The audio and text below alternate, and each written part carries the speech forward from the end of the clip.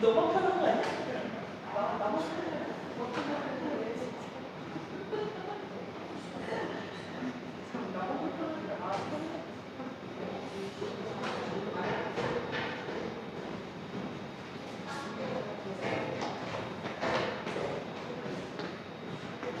기다려. 주요 찬양 예배에 자리 나오신 여러분 예수님 이름으로 환영합니다. 이제 함께 박수하시며 찬양하시겠습니다.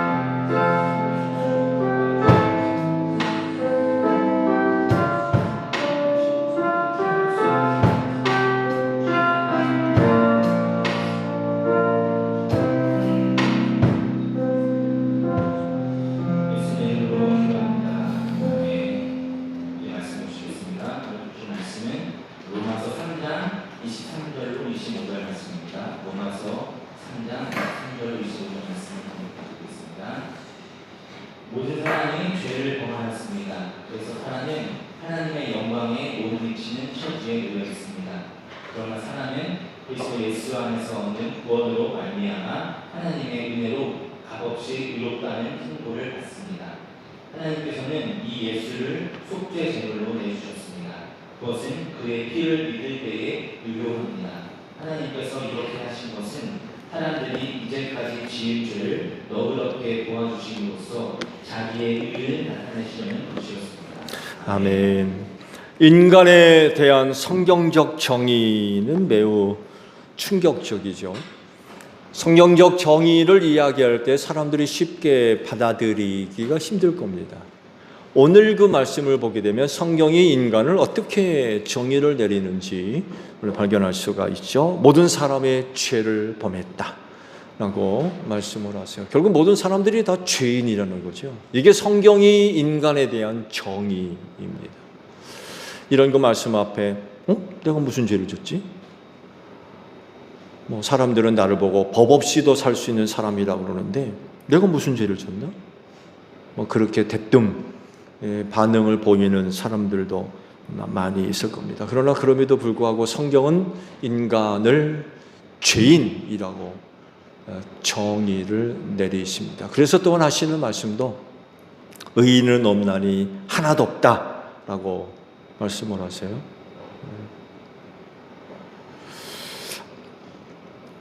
왜 성경이 우리로 하여금 죄인이라고 얘기를 하시고 의인은 하나도 없다라고 말씀을 하시죠? 그 이유는 한 사람의 불순종 때문에 그렇다고 말씀을 하셨죠. 죄가 한 사람 누구겠어요? 아담이죠. 한 사람, 그 아담이 지은 죄로 인하여 모든 사람들이 다 죄를 범하게 됐다라고 말씀을 하죠. 그 한 사람 아담을 통해서 죄가 돌아와서 모든 사람들을 물들게 만든 거죠. 그 증거가 있죠. 그 증거는 뭡니까? 모든 사람이 다 죽는다는 거예요. 그게 증거예요. 모든 사람이 죄인인 증거, 다 죽는다는 거예요. 왜 그렇죠? 죄의 삭은 사망이라고 그러셨거든요. 죄 없으면 안 죽습니다.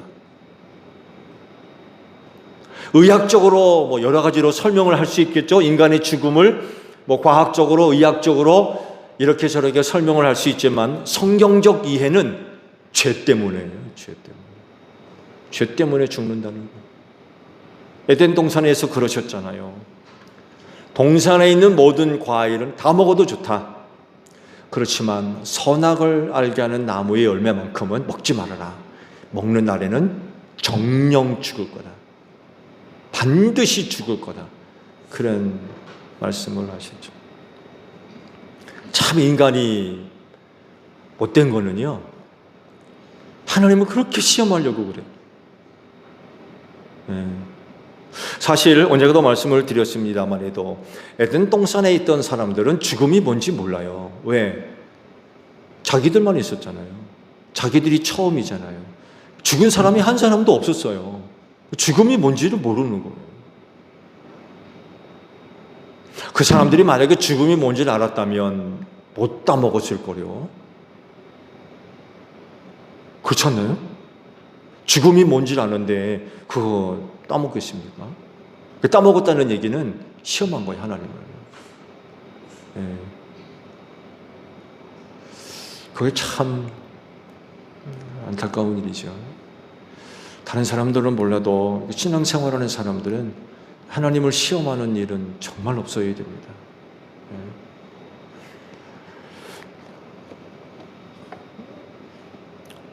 죄의 결과, 그건 사망입니다. 죽는다는 것은 결국 모든 사람들이 다 죄인 되었다는 것을 이야기를 하고 있는 거죠. 중학교 때로 기억을 하는데 아마 여러분들도 어느 때 그런 것들을 학습하게 됐는지는 모르겠습니다만 해도 성선설과 성악설에 대한 그 이야기를 한 번쯤은 다루었을 겁니다. 제 기억에는 고등학교 때로 기억을 하는데, 성선설은 맹자가 이제 주장을 했던 이야기죠. 인간의 본성은 선하다, 착하다는 거예요. 성선설. 맹자가 그렇게 주장을 했죠. 반대로 성악설이 있죠. 순자가 주장한 이야기인데, 사람은 근본적으로 악하다, 이렇게 이제 주창을 했죠. 성경적으로 보게 되면 성선설보다는 성악설이 훨씬 더 좀 가깝다라고 이야기할 수 있겠죠. 성경적으로도 말씀을 보게 되면 타락한 인간의 죄의 본성을 갖고 말씀을 하실 때 항상 악하나라고 말씀을 하세요. 타락장에서 그 인간들에 대해서 정의를 내린 것들을 보게 되면 마음에 생각하는 모든 계획이 언제나 악할 뿐이다 라고 말씀을 하세요. 항상 악하다는 거예요. 왜? 본성적으로 죄성을 소유하고 있기 때문에 그래요. 그러니까 죄 가운데 태어나서 죄 짓고 살다가 죄 가운데 망하는 거죠. 이게 인간이라는 거죠. 노아 시대에 그렇게 그 세대 전체가 죄악으로 가득할 수밖에 없었던 이유가 바로 여기에 있던 거죠. 인간이 근본적으로 악해요. 죄인이기 때문에. 모든 생각이 항상 악하다는 거예요. 근데 놀랍게도 그때 그 시대에 그 사람들만의 이야기가 아니라 오늘 이 시대에 사람들의 이야기이기도 해요. 여러분, 이 세대 사람들이라고 다릅니까? 그렇지 않습니다. 1차적으로 그렇게 큰 교훈을 얻었음에도 불구하고 그 시대 사람이나 지금 세대 사람이나 별 차이가 없다는 거예요. 결국 하나님의 마지막 심판을 앞두고 있죠. 마지막 심판을 앞두고 있습니다. 첫 번째도 물로 노아 식구들을 다 제외하고 망했습니다만 해도 마지막 두 번째 심판을 기다리고 있죠. 악해서 그래요. 악해서. 그렇다고 하면 이 죄에서 구원받을 방법이 있을까요? 있죠. 있습니다. 한 가지 방법이 있습니다. 그게 뭐예요? 오늘 말씀을 보게 되면 인간이 죄를 범함으로 말미암아 하나님의 영광에 이르지 못했다라는 그런 그 말씀을 하세요. 이건 무슨 뜻일까요? 사실 피조물인 인간은요, 하나님의 영광에 이를 수가 없어요. 여러분, 인간이 어떻게 신적인 영역에 들어갑니까? 그렇잖아요. 인간은 근본적으로 신적 영역에 참여할 수 없어요. 실존 자체가 차원이 다르기 때문에 그렇습니다. 그분은 창조주지만 우리는 피조물이잖아요. 그분은 영이지만 우리는 육이거든요. 그래서 인간은 근본적으로 하나님의 영역에 들어갈 수가 없어요. 심지어는 하나님이 금하시잖아요. 못 들어오게 하세요. 거룩한 영역에 계신 분이기 때문에 성전 안에 아무도 못 들어갔습니다. 지성소는 뭐 대제사장 1년에 한 번밖에 못 들어가잖아요. 거룩한 영역으로도 못 들어오게 하셨어요. 심지어는 안 보여주시잖아요. 나를 본 자는 죽는다고 그러셨어요. 당신의 모습조차도 안 보여주시려고 했어요. 근데 모세에게는 뒤를 보여주셨죠. 바위 틈 속에 숨겨두셨다가 하나님이 지나가시고 난 뒤는 보게 하셨어요.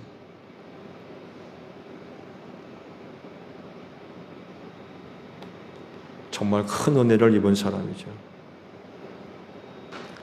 그런데 하나님의 영광에 이른다는 것은요, 결국 인간이 그 신적 영역에 참여한다는 거거든요.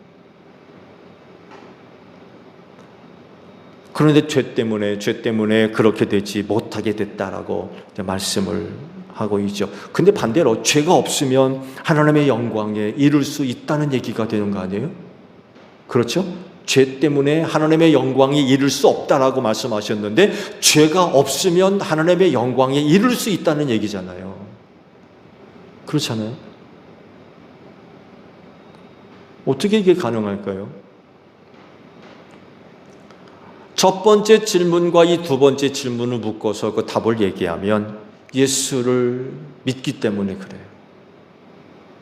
예수를 믿음으로 말미암아 죄 사함 받고, 예수를 믿음으로 말미암아 우리 인간이 하나님의 영광에 이를 수가 있게 됐다는 거예요. 왜냐하면 예수를 믿음으로 말미암아 우리가 누가 돼요? 하나님의 자녀가 되기 때문에 그래요.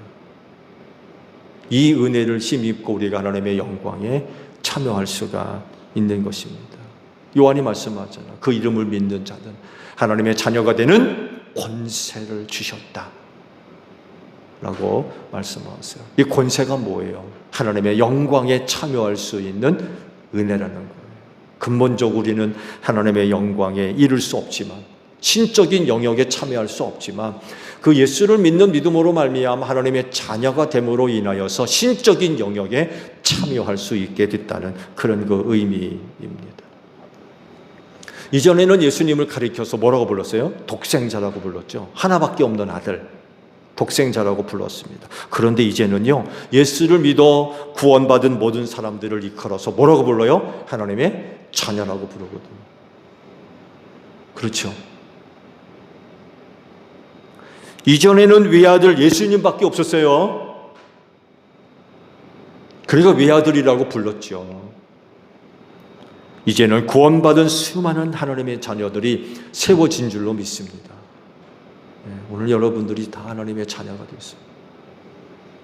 그리고 예수와 함께 하나님 보좌 우편에 앉을 수 있는 하늘 영광을 얻게 된 거죠. 그분과 함께 천년만국을 다스리는 그런 그 권세를 허락해 주겠다고 약속을 하셨어요. 신적인 영역에 참여할 수 있는 거죠. 이건 대단히 큰 영광입니다. 근본적으로 안 되지만 그 예수 때문에 우린 정말 놀라운 은혜를 얻게 되었습니다.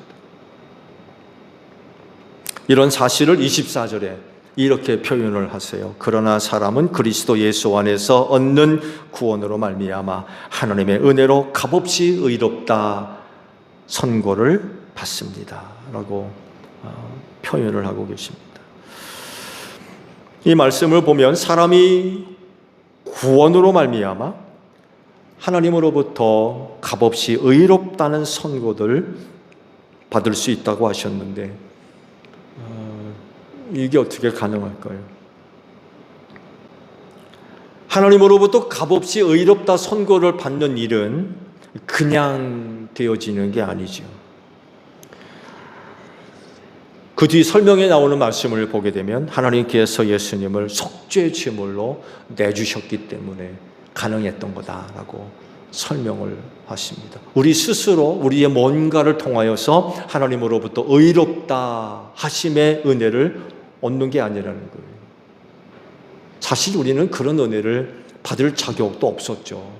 그런데 값없이 그 은혜를 주셨다는 거예요. 값없이. 우리가 그걸 얻기 위해 뭔가 지불한 적이 없다는 거예요. 그냥 주신 거예요. 그냥 은혜로. 어떻게?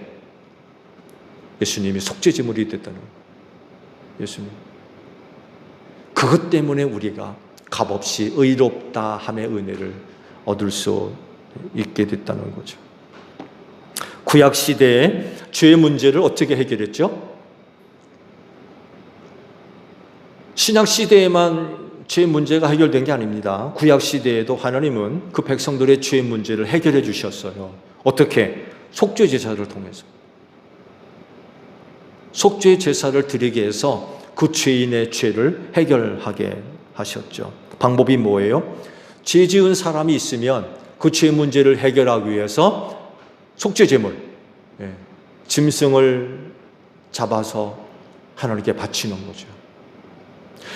죄로 인하여서 내가 죽어야 되는데 짐승이 대신 죽는 거예요. 짐승이 대신 죽음으로 말미암아 내가 용서받게 됐다는 거죠. 이게 속죄 제물이에요.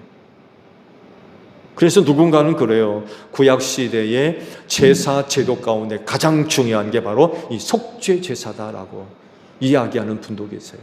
그 죄의 문제를 우리가 생각해 보면 이 속죄 제사는 정말 여러 종류의 제사 가운데도 가장 중요한 제사라고 할 수 있죠. 이 죄의 문제가 해결되지 않으면 하나님과의 관계도 틀어질 수밖에 없고, 그 틀어진 관계 속에서 하나님의 은혜를 어떻게 받습니까? 멸망할 수밖에 없죠. 그래서 어떻게든 이 죄의 문제가 반드시 해결되어져야만 되는데 그 다양한 제사 가운데 이 속죄 제사가 가장 중요한 제사다라고 주장하는 그런 분들도 계십니다. 예수님이 바로 구약 시대에 이 속죄 제물이 되셨다는 거예요. 죄 때문에 죽어야 되는데 대신 죽은 속죄 제물과 같이 예수님도 십자가에서 죄인을 대신해서 속죄 제물이 되어 주셨던 거죠. 근데 조건이 하나 붙었어요. 뭐라고 하십니까? 믿지 않으면 아무런 효용이 없다라고 말씀하셨어요. 그 피를 믿지 않으면 아무런 효용이 없다. 모든 사람의 죄를 해결하기 위해서 그 죄인을 대신해서 십자가에서 죽으셨지만 믿지 않으면 효과를 얻을 수 없어. 믿어야 돼. 믿는 자에게 의롭다 하심의 은혜가 값없이 베풀어진다는 거죠. 믿어야 돼. 믿으면 돼요. 너무 간단하니까 또 너무 쉬우니까 어떤 사람들은 에이 그것 가지고 무슨 그러면서 뭘 주장해요? 인간의 행위. 그래도 인간은 뭐 좀 해야지. 근데요, 하나님의 의롭다 하심의 은혜는 인간의 행위로 얻는 게 아니라는 믿음으로 얻어지는 믿음.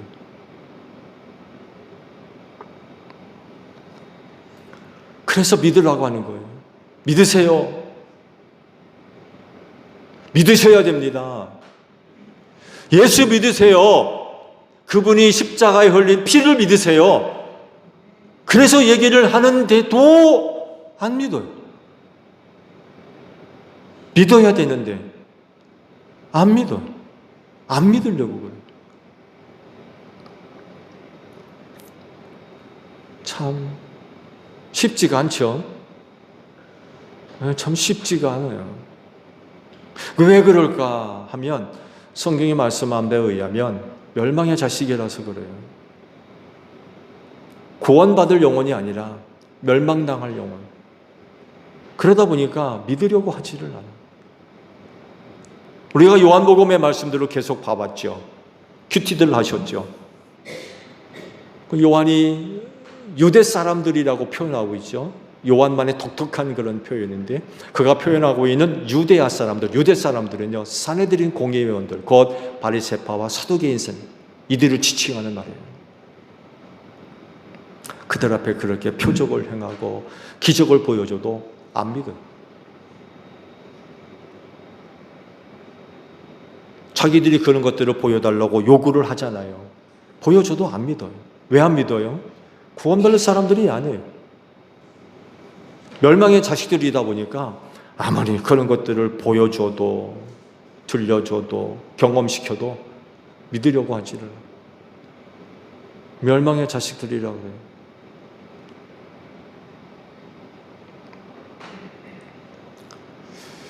그래서 때로 기도를 드릴 때 이런 내용으로 기도 드릴 때도 있어요. 하나님, 우리 소정지의 교회를 세우실 때 교회의 그 중요한 역할이 있잖아요. 영혼 구원이라고 하는 그 역할을 위해서 교회를 세우셨는데 이제는 농촌의 인구들이 퍽퍽 줄고 있고 교인들의 수도 줄고 이제는 뭐 학생들 수도 거의 없어가지고 이런 어려운 가운데 있는데 그럼에도 불구하고 우리 가정 안에 예수 믿지 않은 사람이 있고 우리 이웃에 예수 믿지 않은 사람이 있다고 하면 결국 구원받아야 할 사람인데 혹 그들이 멸망의 자식이라서 우리가 아무리 복음을 전해도 예수 믿지 않는 그런 일이라고 있다면 하나님 우리 교회 역할을 위해서도 뜻을 좀 바꿔주시지 않으래요?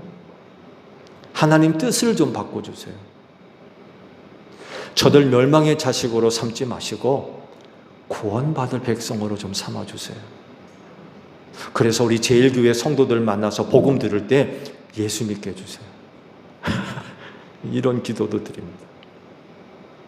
하나님의 뜻을 좀 바꿔달라고. 그들 멸망의 자식으로 삼지 마시고 구원받을 백성으로 바꿔달라고.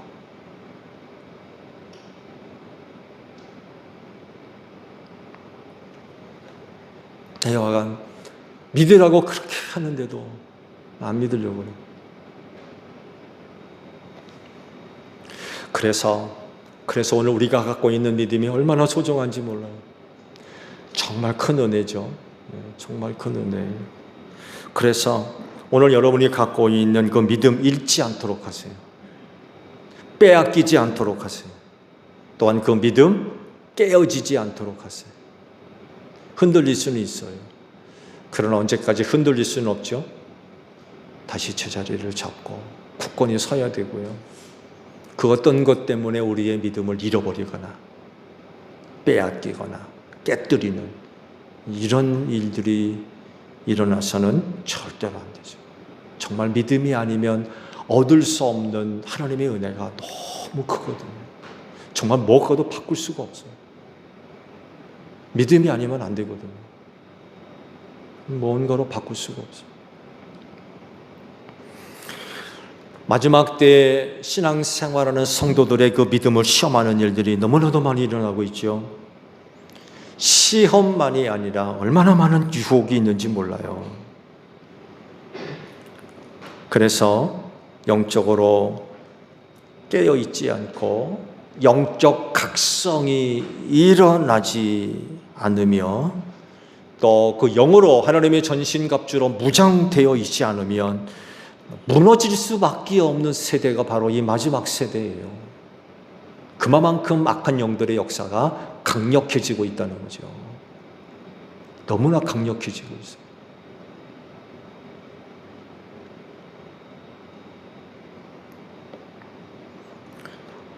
이런 모습들을 볼 때 우리 예수님 지체하지 말고 빨리 오셨으면 좋겠어요. 빨리. 더 많은 영혼 구원을 위해서 기다리고 계신다고 하시는데 빨리 오셨으면 좋겠어요. 예수님도 그런 말씀을 하셨죠. 누가복음 18장 8절에 있는 말씀을 보게 되면 신앙생활하는 사람들에게 아주 충격적인 그런 말씀을 하셨죠. 인자가 올 때에 세상에서 믿음을 찾아보겠느냐, 그런 말씀을 하셨어요. 인자가 올 때에 믿음이 있을 자를 보겠느냐. 우리한테 주신 말씀이잖아요. 우리한테. 우리가 지금 신앙생활 하잖아요.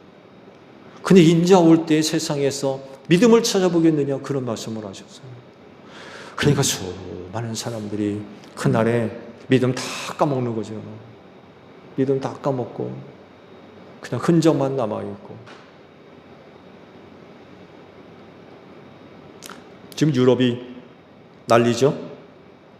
우리가 종교개혁을 생각하면 유럽 쪽이 나름대로의 우리가 갖고 있는 생각이 수준이 꽤 높은데 실제로는 거의 지금 이슬람화가 되고 있습니다. 이슬람화.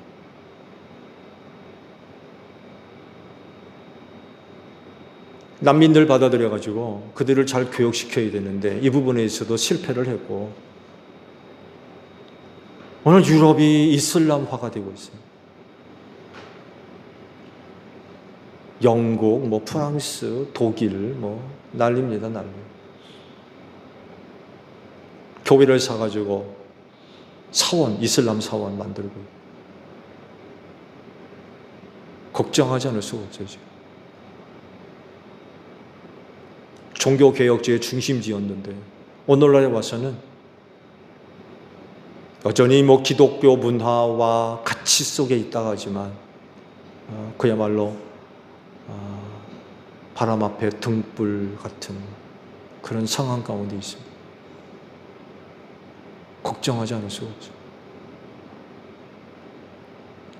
그 신앙의 위대한 유산들을 물려받았다고는 하지만 그야말로 화석화되어 있어요. 화석. 저들의 신앙이 살아있지 못하고 화석. 아무런 힘도 발휘하지 못해요.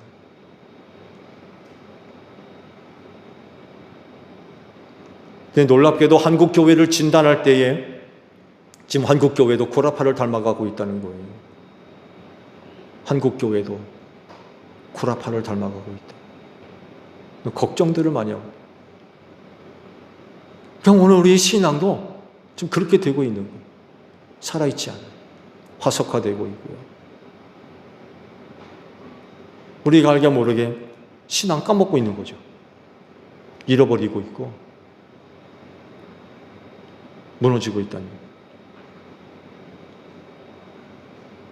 마지막 때이라서 그래요. 마지막 때라서. 그 마지막 때라서 인자 올 때에 세상에서 믿음을 찾아보겠느냐 하는 말씀이 이루어지는 거죠. 오늘 여러분의 신앙은 어떻습니까? 잘 지키셔야 돼요. 끝까지 잘 지켜야 돼요. 한 주 동안도 여러분의 삶의 자리에서 믿음을 고백하는 여러분들이 되시기를 바랍니다. 기도하겠습니다. 예수의 피를 믿을 때에 하나님의 능력이 유효한 줄로 압니다. 그리고 그 귀한 믿음을 오늘 우리에게 주신 줄로 믿사오니 주님 오시는 그날까지 오늘 우리의 영혼이 하나님 앞에 설 때까지 주신 믿음 잘 간직하게 하옵소서. 이 마지막 때 우리의 신앙을 위협하는 일들이 너무나도 강력하게 일어나고 있고 실제로 많은 사람들이 신앙을 잃어가고 있습니다. 바라옵건대 하나님, 우리 제일교회에 속해 있는 성도 한 분 한 분 그 어떤 것보다도 귀한 믿음 절대로 잃어버리지 않게 하시고 그 믿음을 통해 약속하신 하나님의 놀라우신 은혜를 얻는 제일교회 모든 성도들이 되어지게 하옵소서. 세상 속으로 나아갑니다. 눈물 흘리며 씨 뿌리지만 하나님 한 주간도 축복하셔서 돌아올 땐 많은 열매를 거두어 드릴 수 있도록 한 주간의 삶을 축복하여 주시옵소서. 예수님의 이름으로 기도하옵나이다. 아멘. 손을 들고